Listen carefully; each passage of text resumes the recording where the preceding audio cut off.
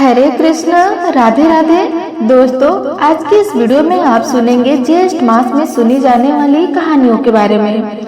कहानी के अनुसार एक बुढ़िया माई थी जो गणेश भगवान की अनन्य भक्त थी। वो बुढ़िया माई रोज मिट्टी के गणेश जी की पूजा करती थी। बेचारी बुढ़िया माई के बनाए गणेश जी रोज गल जाते थे। उसके घर के सामने एक सेठ जी का मकान बन रहा था। तब बुढ़िया माई ने सेठ जी के मकान पर जाकर मकान बनाने वाले कारीगर से बोली, भैया, मेरे मिट्टी के बनाए गणेश जी तो रोज गल जाते हैं, कृपया करके आप मेरी पूजा के लिए पत्थर से एक गणेश जी बना दो, आपकी बड़ी कृपा होगी। तब मकान बनाने वाला कारीगर बोला, माई, जितनी देर में मैं तुम्हारे गणेश जी बनाऊंगा उतनी ही देर में तो सेठ जी की दीवार पूरी कर दूंगा। बुढ़िया यह सुनकर गुस्से से बोली, भगवान को तेरी दीवार टेढ़ी हो जाए, और दुखी मन से घर वापस चली गई। इधर कारीगर को दीवार पूरी करते करते शाम हो गई, परंतु दीवार बनने से पहले ही टेढ़ी हो जाती थी। शाम को सेठ जी आए और पूछा, आज कुछ काम नहीं किया। तब मकान बनाने वाले कारीगर ने बुढ़िया माई की बात बताई। तब सेठ जी ने बुढ़िया माई से जाकर बोला, माई, तुम हमारी दीवार सीधी कर दो तो हम तुम्हें सोने के गणेश जी बनवा देंगे। इतने ही बात गणेश जी ने यह सुनते ही सेठ जी की दीवार सीधी कर दी। सेठ जी ने बुढ़िया माई को पूजा के लिए सोने के गणेश जी बनवा कर दिए। गणेश जी को पाकर बुढ़िया माई बहुत प्रसन्न हुई। हे सिद्धि विनायक महाराज जी, जैसे सेठ जी की दीवार सीधी की, वैसे ही हमारे सबके कार्य सिद्ध करना। जो भी इस कथा को सुनता है या हुंकार भरता है, उनके सारे परिवार की रक्षा करना। अब आप सुनेंगे दूसरी कथा। भीष्मतिपुर में वेदों को जानने वाला सुमंत नाम का एक ब्राह्मण अपनी पत्नी और पुत्र के साथ रहता था। उसकी पत्नी का नाम गुणवती था और पुत्र का नाम देवशर्मा था। एक दिन ज्येष्ठ मास में वह ब्राह्मण समाधि लगाने के लिए वन में गया। कुछ समय भगवान का ध्यान लगाकर वह ब्राह्मण वहां एक सुंदर सरोवर का जल पीकर सरोवर के नजदीक एक वृक्ष की छाया में सो गया। अब जो भी जीव जंतु सरोवर में पानी पीने के लिए आते, वो सब उस ब्राह्मण को देखकर डर जाते और वहां से भाग जाते। ज्येष्ठ माह की गर्मी को सहन न कर पाने से और प्यास से कुछ नन्हे जीव जंतु मृत्यु को प्राप्त हो गए। सूर्य देव के अस्त होने पर वह ब्राह्मण अपने घर लौट गया, लेकिन अनजाने में हुआ यह पाप उसके साथ रह गया। कुछ समय बाद ब्राह्मण अस्वस्थ हो गया और उसकी मृत्यु हो गई। तब उसकी पत्नी, पुत्र और घर का त्याग करके उसके साथ सती हो गई। ज्येष्ठ माह के अज्ञात पाप से दोष से नरक की यातनाओं को भोगकर दोनों ब्राह्मण और ब्राह्मणी पपीहे की योनि में पड़ गए और अपने पुत्र के घर के समीप एक वृक्ष पर रहने लगे। वहां रहते हुए पपीहे अपने पूर्व जन्मों के कर्मों को याद कर जोर जोर से रोने लगा। उसके पुत्र ने जब पपीहे के रोने की आवाज सुनी तो उसे वहां से भगाने लगा, लेकिन वह वहां से नहीं गया और रोता रहता था और रोता रहा। तो थक हार कर उसके पुत्र ने उस वृक्ष को आग लगा दी, जिससे पपीहे की योनि में ब्राह्मण और ब्राह्मणी के पंख जल गए और घायल अवस्था में पृथ्वी पर गिर पड़े। उस दिन स्वप्न में उस ब्राह्मण देवशर्मा को यह ज्ञात हुआ कि वह पपीहे का जोड़ा कोई और नहीं, उसके माता पिता है। यह जानकर उसे बड़ी हैरानी हुई। वह ब्राह्मण पुत्र ज्येष्ठ ऋषि के आश्रम पर पहुंचा और अपने माता पिता का वृतांत सुना दिया और उनके उद्धार का उपाय पूछने लगा। तब ऋषियों ने उसे बताया कि तुम्हारे पिता पर पूर्व जन्म का अज्ञात पाप है, उससे मुक्ति के लिए तुम्हें ज्येष्ठ माह के निर्जला एकादशी का व्रत करना होगा, जो सभी एकादशियों में सर्वोपरि है। इसके साथ तुम्हें जलपान की व्यवस्था करनी होगी। तब ब्राह्मण पुत्र ने अपने माता पिता के निर्मित जल से उससे बताया कि तुम्हारे पिता पर पूर्व जन्म का अज्ञात पाप है, उससे मुक्ति के लिए तुम्हें ज्येष्ठ माह के निर्जला एकादशी का व्रत करना होगा, जो सभी एकादशियों में सर्वोपरि है। इसके साथ तुम्हें जलपान की व्यवस्था करनी होगी। तब ब्राह्मण पुत्र ने अपने माता पिता के निर्मित निर्जला एकादशी का व्रत करा। निर्जल वन में जीव जंतुओं के लिए पानी की व्यवस्था करी। साथ ही जगह जगह पानी की प्याऊ लगवाई, जहाँ सभी मनुष्य, पशु, पंछी, जीव जंतु आकर जल पीने लगे। इस पुण्य के प्रभाव से उसके माता पिता को पपीहे की योनि से छुटकारा मिल गया, जो अपने पुत्र को सुख, समृद्धि और ऐश्वर्य का आशीर्वाद देकर बैकुंठ को चल दिए। जो मनुष्य प्राणियों, जंतुओं, पंछियों के लिए जल की व्यवस्था करता है, साथ ही निर्जला एकादशी का व्रत उपवास करता है, इस लोक के सुखों को भोग कर अंत में मोक्ष को प्राप्त होता है। अब आप सुनेंगे तीसरी कथा, पीपल की कहानी। एक बूढ़ा ब्राह्मण था। वह रोज पीपल के पेड़ को जल से सींचने जाता था। पीपल में से रोज एक लड़की निकलती और कहती, पिताजी मैं भी आपके साथ जाऊंगी। वह रोजाना पीपल का पेड़ जब भी सींचता तो वह लड़की बोलती कि पिताजी मैं भी जाऊंगी आपके साथ। यह सुनते सुनते बूढ़ा ब्राह्मण दिन व दिन कमजोर होने लगा। तो एक दिन ब्राह्मणी ने पूछा कि क्या बात है, क्या तुम्हारा स्वास्थ्य ठीक नहीं है? तो ब्राह्मण बोला कि मैं जब भी रोज पीपल सींचने जाता हूँ तो पीपल से एक लड़की निकलती है और कहती है कि वह भी मेरे साथ चलेगी। तो ब्राह्मणी बोली कि कल ले आना उस लड़की को। जहाँ 6 लड़कियां पहले से ही हमारे घर में हैं, वहाँ 7वीं लड़की और सही। अगले दिन ब्राह्मण जब पीपल सींचने गया तो उस लड़की को घर ले आया। उसे घर छोड़ने के बाद ब्राह्मण आटा मांगने गया तो उसे पहले के दिन की अपेक्षा आज ज्यादा आटा मिला था। जब ब्राह्मणी आटा छानने लगी तो लड़की ने कहा कि लाओ माँ, मैं छान देती हूँ। जब वह आटा छानने बैठी तो परात भर गई। उसके बाद माँ खाना बनाने लगी तो लड़की बोली, माँ आज मैं रसोई बनाऊंगी। तो ब्राह्मणी ने कहा, नहीं तू अभी बहुत छोटी है, तेरे हाथ जल जाएंगे। लेकिन लड़की नहीं मानी और रसोई में खाना बनाने गई तो उसने 36 प्रकार के व्यंजन बना डाले। आज सभी ने भर पेट के खाना खाया। इससे पहले वे आधा पेट भूखे ही रह जाते थे। रात हुई तो ब्राह्मणी का भाई आया और कहने लगा कि जी बाई मैं तो खाना खाऊंगा। ब्राह्मणी परेशान हो गई कि अब खाना कहाँ से लाऊं। तब लड़की ने पूछा कि मामा क्या बात है?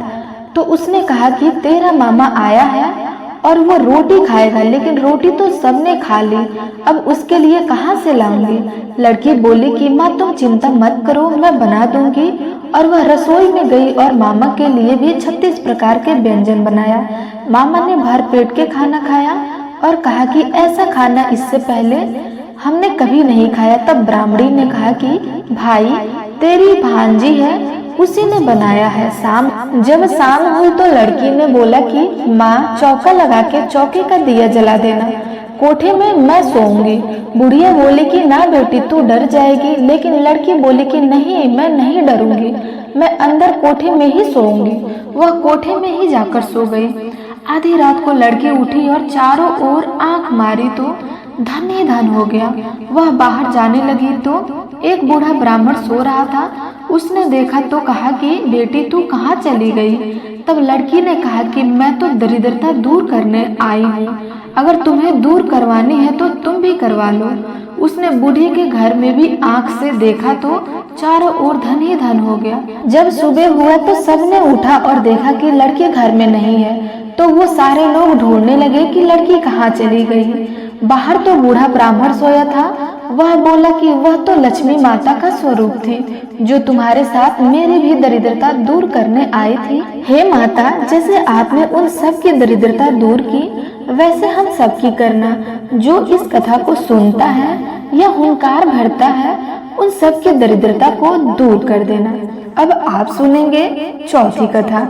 एक जाट जटनी थे, बहुत गरीब थे। एक दिन जटनी जाट से बोली, मैं तुम्हें 4 रोटी बनाकर देती हूँ, तुम नदी किनारे जाना और वहाँ राम और लक्ष्मण आते हैं, वहाँ जाकर कहना राम बड़े लक्ष्मण छोटे, वे बैठे अम्बे की डाली।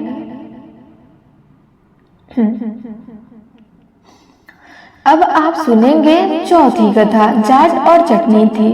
एक दिन जाट जटनी से बोले, मैं तुम्हें 4 रोटी बनाकर देती हूँ, तुम नदी किनारे जाकर बैठ जाना और वहाँ राम और लक्ष्मण आते हैं, वहाँ जाकर कहना कि राम बड़े लक्ष्मण छोटे, वो बैठे अम्बे की डाली, वो बैठे चंबे की डाली। मिट्टी का दशरथ बनावे, माखन मिश्री का भोग लगावे, दे परिक्रमा घर को आवे। जाट पूरे रात याद करता चला गया, परंतु वहां जाकर भूल गया और वहां जाकर बोला, लक्ष्मण बड़े राम छोटे, वो बैठे अम्बे की डाली, वो बैठे चंबे की डाली। मिट्टी का दशरथ बनावे, माखन मिश्री का भोग लगा दे, परिक्रमा घर को आवे। राम लक्ष्मण से बोले, तब राम लक्ष्मण से बोले, लक्ष्मण इसने तुम्हें बड़ा बताया है, तुम कुछ दे दो। लक्ष्मण बोले, हे राम, इसकी तो बुद्धि मलिन हो गई है, यह मूर्ख है, कहीं राम से भी बड़ा कोई इस दुनिया में है क्या? राम बोले, नहीं लक्ष्मण, इसने तुम्हें बड़ा बताया है, तुम ही कुछ दे दो। लक्ष्मण ने धोते बांस में मोहर अरसफी भर करके दी और रास्ते में सारी मोहर अशरफियों चोरों ने लूट लिया। घर गया जाटी ने पूछा, कुछ मिला? जाट ने कहा, हाँ मिला तो बहुत कुछ था, परंतु रास्ते में चोरों ने लूट लिया। जाटनी ने कहा, कोई बात नहीं, कल फिर से जाना। अगले दिन जाटनी ने फिर से 4 रोटी बनाकर दी और फिर से सिखाया कि राम बड़े लक्ष्मण छोटे, वह बैठे अम्बे की डाली, वो बैठे चंबे की डाली। मिट्टी का दशरथ बनावे, माखन मिश्री का भोग लगा दे, परिक्रमा घर को आवे। जाट पूरे रास्ते याद करता हुआ गया, लेकिन वहां जाकर फिर से भूल गया और वह फिर से बोला, लक्ष्मण बड़े राम छोटे, वे बैठे अम्बे की डाली, वे चंबे की डाली। मिट्टी का दशरथ बनावे, माखन मिश्री का भोग लगावे, दे परिक्रमा घर को आवे। राम बोले, हे लक्ष्मण, इसने आज भी तुम्हें बड़ा बताया, तुम कुछ दे दो। लक्ष्मण बोले, हे राम, इसकी तो बुद्धि मलिन हो गई है, यह मूर्ख है, क्या इसे पता नहीं है कि राम से बड़ा इस दुनिया में कोई नहीं है? लेकिन राम ने कहा कि इन्होंने तुम्हें बड़ा बताया है, इसलिए तुम कुछ दो। लक्ष्मण ने सोने की ईंट दे दी। वह फिर से घर जाने लगा तो रास्ते में उसे चोरों ने लूट लिया। घर जाकर जाटनी ने पूछा कि कुछ मिला? तो जाट बोला, मिला तो था, पर रास्ते में चोर ने लूट लिया। तब जाटी ने पूछा कि तुमने क्या कहा था? जाट ने बोला, मैंने तो ऐसा कहा था कि लक्ष्मण बड़े राम छोटे, वे बैठे अम्बे की डाली, वे बैठे चंबे की डाली। मिट्टी का दशरथ बनावे, माखन मिश्री का भोग लगा दे, परिक्रमा घर को आवे। तो जाटनी बोली कि तुम तो बहुत भोले हो, कहीं भगवान राम से बड़ा कोई है क्या? तुम कल फिर से जाना, लेकिन अब की बार सही सही बोलना। अगले दिन जाट वापस गया और उसने बिल्कुल सही बोला, राम बड़े लक्ष्मण छोटे, वे बैठे अम्बे की डाली, वे बैठे चंबे की डाली। मिट्टी का दशरथ बनावे, माखन मिश्री का भोग लगा दे, परिक्रमा घर को आवे। लक्ष्मण बोले, इतनी बात सुनने के बाद लक्ष्मण बोले, हे राम, आज इसको अकल आ गई है, आज तो इसे कुछ दे ही दो। राम मुस्कुराते हुए आए और बोले, अरे भाई, मेरे पास क्या है, यह जोहड़ की मिट्टी है, ले जा। और राम ने अपने हाथ से थोड़ी सी मिट्टी की डाली दे दी। अब जाट बड़बड़ा के कहने लगा, आज तो जाट ने बड़ी उल्टी सीख दी, रोज तो सोना चांदी मिला करता था और आज यह मिट्टी की डाली मिली है। लेकिन ठीक है, जो भी मिला है। और वह मिट्टी लेकर घर की ओर गया। बीच रास्ते में फिर से चोर मिले, लेकिन उन्होंने मिट्टी देखकर कुछ नहीं कहा। घर गया तो जाटनी बोली, कुछ मिला? तो जाट बोला, हाँ, तेरी उल्टी सीख के कारण आज मिट्टी की डाली मिली हुई है। जाटनी बोली, कोई बात नहीं है, लेकिन कुछ तो लेकर घर में आए हो ना, रोज तो तुम खाली हाथ ही आते हो। मिट्टी कुछ न कुछ तो काम आएगी। चूल्हा लीप लेंगे, आंगन लीप लेंगे। और उस मिट्टी को तुलसी के पौधे के नीचे रखकर सो गए। सुबह उठकर देखा तो तुलसी के नीचे हीरे मोती जगमगा रहे थे। ऐसे हैं भगवान राम, जो मिट्टी को भी सोना कर देते हैं। अब आप सुनेंगे चौथी कथा, भगवान की कहानी। एक दादी थी, वह रोजाना सत्य भगवान की कहानी कहती थी। एक दिन पोती ने पूछा कि दादी, आप क्या कर रहे हो? तो दादी ने कहा कि बेटी, मैं सत्य भगवान की कहानी सुन रही हूँ। पोती ने कहा कि मैं भी आपके साथ कहानी सुनना करूंगी। अब रोजाना दादी पोती बैठकर कहानी सुन लेते।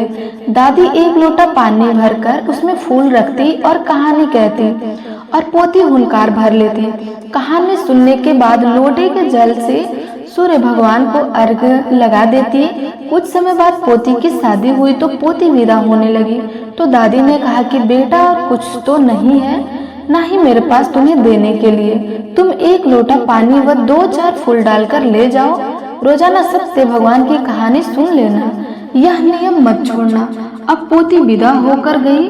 वह रास्ते में पोती यह सोचती गई कि हे सत्य भगवान, मेरे को ससुराल में सब पूछेंगे कि पीहर से क्या लाई हो, तो मैं क्या बताऊंगी। घर में माँ तो नहीं है और ना ही बूढ़ी दादी है और उन्होंने कुछ दिया ही नहीं। अब मैं क्या करूं? वह सत्य भगवान से प्रार्थना करने लगी। सत्य भगवान ने सोचा कि मुझे इसका कष्ट दूर करना चाहिए। अब चलते चलते पोती को रास्ते में ही दिन उग गया और उसने डोली को रुकवाया और रास्ते में ही नदी पर नहा धोकर 4 फूल लिए और लोटा पानी का लेकर कहानी सुनी तो सत्य भगवान की कृपा से उसके हीरे मोतियों के गहने हो गए, जरी बागदीस के बेस हो गए, गाड़ी में गहने और कपड़े के बक्से भर गए, खूब सोना चांदी हो गया। ससुराल पहुंची तो रुनझुन करती ससुर जी के पांव छूने लगी तो ससुर जी ने बहू को देखा तो बहुत खुश हुए। ससुर ने सोचा बहू तो बहुत बड़े घर से आई है, देखने में तो गरीब लग रही थी। बहू ने ससुराल वालों ने सभी ने देखा कि बहू तो बहुत सारा धान लेकर आई है। इधर ससुराल वाले बहुत गरीब थे। सासू ने मूंग चावल बनाए, वह भी पड़ोस से उधार लेकर आई थी। यह सुनकर बहू को तकलीफ हुई और रात को सत्य भगवान से प्रार्थना करने लगी कि भगवान यहाँ तो खाने को भी नहीं है। भगवान सपने में आए और कहे कि तुम सुबह कहानी सुनकर उसी लोटे से रसोई बनाना, खूब भंडार भर जाएगा। बहू सुबह जल्दी उठी और नहा धोकर पानी का लोटा लेकर कहानी सुनी और रसोई बनाने चली गई। कहानी को लोटे से ही रसोई बनाने लगी तो उसने 36 प्रकार के भोजन तैयार कर दिए। अब सास ससुर उठे तो देखा घर में पूरा काम हो गया है। बहू ने सारी काम कर लिया था। अब रसोई में जाकर सासू ने देखा तो खाना तैयार है। अब बहू से बोले कि बहू यह चमत्कार कैसे हो गया, घर में इतना सारा धन कहाँ से आ गया, तब रसोई में बहुत प्रकार के व्यंजन कैसे बन गए। बहू ने सासू जी को प्रणाम किया और कहा कि सासू जी, सत्य भगवान की कहानी सुनी और मैंने रसोई बनाई तो अपने आप सब कुछ बन गया। सासू जी बहुत खुश हुई कि इतनी अच्छी बहू मेरे घर आई है। ये रही ज्येष्ठ मास में सुनी जाने वाली अद्भुत कहानियाँ, जिसे सुनने मात्र से ही जन्म जन्मांतर के पाप क्षीण हो जाते हैं। दोस्तों, आज की वीडियो अच्छी लगी हो तो लाइक कमेंट अवश्य करें।